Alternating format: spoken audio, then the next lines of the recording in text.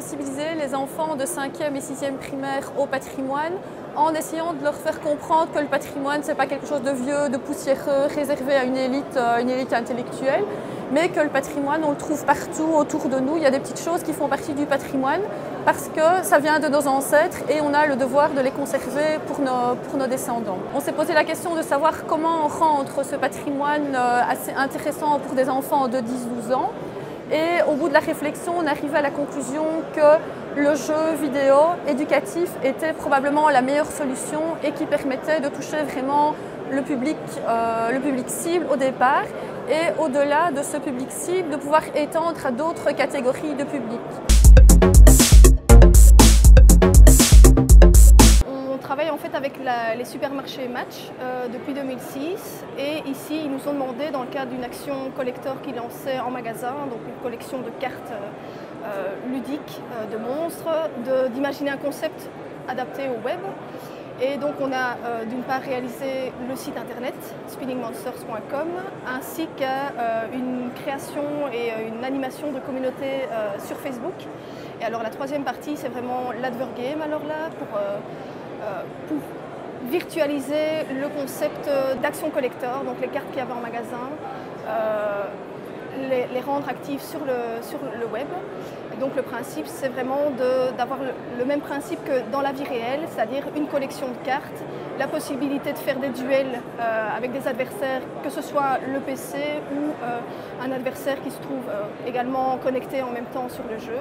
Et donc on peut donc gagner des cartes, acquérir des points d'expérience et ainsi pouvoir, c'est un petit plus par rapport à la vie réelle, pouvoir se créer des monstres. Sauver Ada, c'est un jeu très intéressant, c'est un jeu de sensibilisation au métier du web. Et il y a une partie de portail, de réseau social sur lequel il y a plein d'informations sur le web.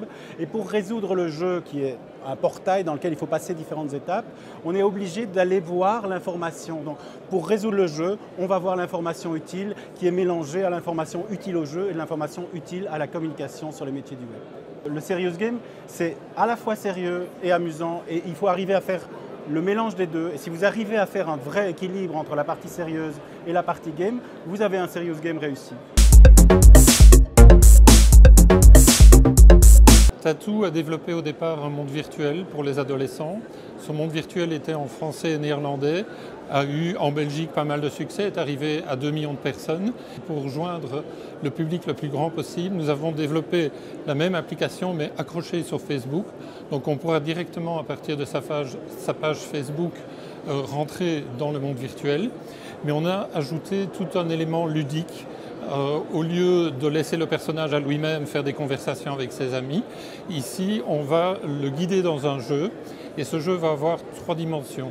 Donc la première dimension, c'est de construire son environnement, c'est-à-dire son appartement avec les meubles qu'on a choisis, se donner un look via un avatar qui est un petit personnage animé. Le jeu avec ses amis, c'est de devoir construire ensemble une ville. Le concept de portail, c'est qu'on va pouvoir naviguer de son environnement vers l'environnement de ses amis et les amener ensemble pour construire une ville, un village, une plage, tout ce qu'on a envie de construire. Et on sera encouragé dans cette construction par des points d'expérience qui sont récoltés. Et donc on va pouvoir se mesurer face à d'autres groupes d'amis ou d'autres personnes qui sont présentes sur Internet, sur Facebook.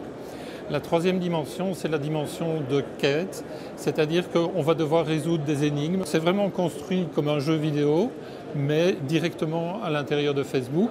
Et on va devoir faire intervenir le plus d'amis possible pour progresser le plus vite possible et pour résoudre le plus d'énigmes possible dans le moins de temps.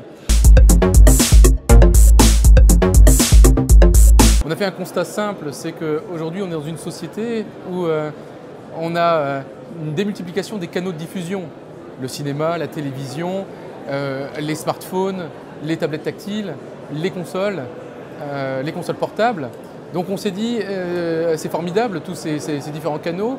Maintenant, comment comprendre aussi les différents contenus qui sont adaptés à ces canaux et mieux encore, comment imaginer aider une cible de collégiens, voire d'enfants dans le primaire, donc de plus jeunes, comment les aider à mieux analyser, mieux comprendre les enjeux de la communication, de notre société, par moments qu'on pourrait identifier de surcommunication. Et c'est ainsi qu'est né le projet, avec un partenaire commanditaire qui est donc une association lilloise, qui s'appelle les Rencontres Audiovisuelles, qui a souhaité donc utiliser le médium jeu vidéo pour faire des séances de sensibilisation auprès des primaires et des collèges. Aujourd'hui, donc, il est expérimenté dans un certain nombre de collèges de la région Nord-Pas-de-Calais dans un premier temps.